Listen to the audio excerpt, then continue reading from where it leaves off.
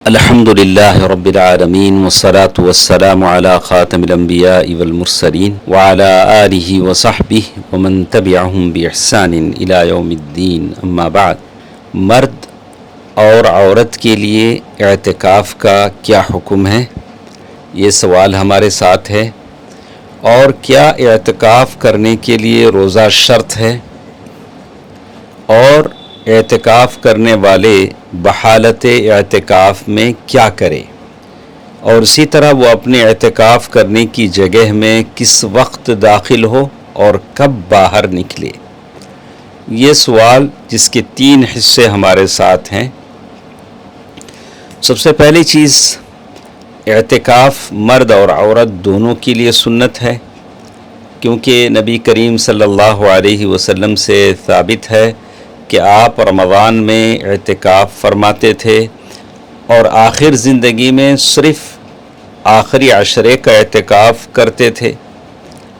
آپ کے ساتھ بعض ازواج مطہرات بھی اعتکاف کرتی تھیں اور آپ کی وفات کے بعد انہوں نے اعتکاف کیا.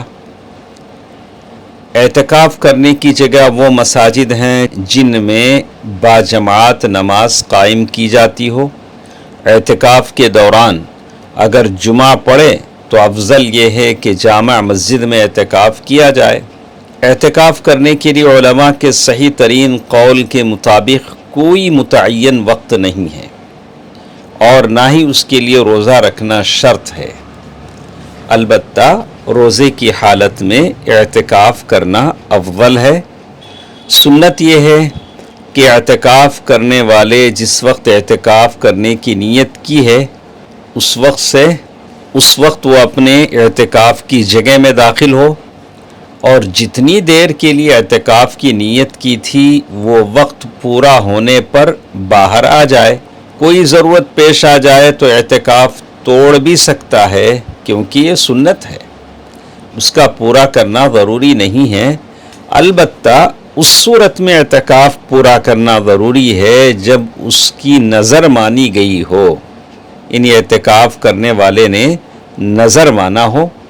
نبی کریم صلی اللہ علیہ وسلم کی اتباع میں رمضان کے آخری عشرے میں اعتکاف کرنا مستحب ہے، اور جو شخص اس عشرے میں اعتکاف کی نیت کرے اس کے لیے مستحب یہ ہے کہ نبی کریم صلی اللہ علیہ وسلم کی اقتداء کرتے ہوئے 21ویں رمضان کو فجر کی نماز پڑھ کر اپنے اعتکاف کی جگہ میں داخل ہو اور آخری عشرہ مکمل ہونے پر باہر آئے.